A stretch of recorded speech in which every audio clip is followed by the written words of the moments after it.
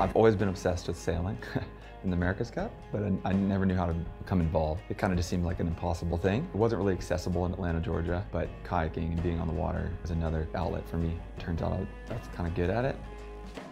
I raced a 30-second event. You're taking 3 strokes a second, so it's a pretty quick thing.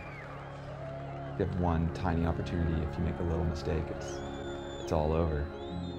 I never won an Olympic medal, and that was, always something that was difficult. There was a lot of pieces in my career that I hoped to do better at. So it's in some ways, for me, it's like a second chance to do something really great within sport.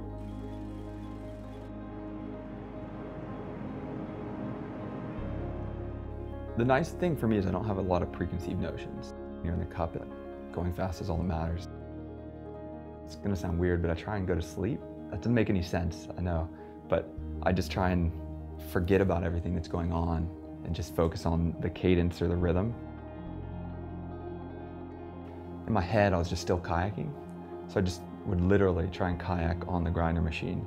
And everyone thought it looked super, super weird, and my technique was funny. It was the only thing I knew how to do. It turned out it wasn't a horrible idea, and it worked out.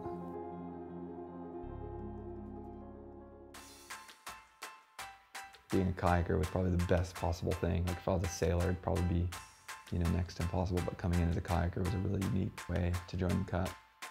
And being able to represent such a big legacy is very humbling. Like to be among those people that have won it for the club would just be, an absolute dream.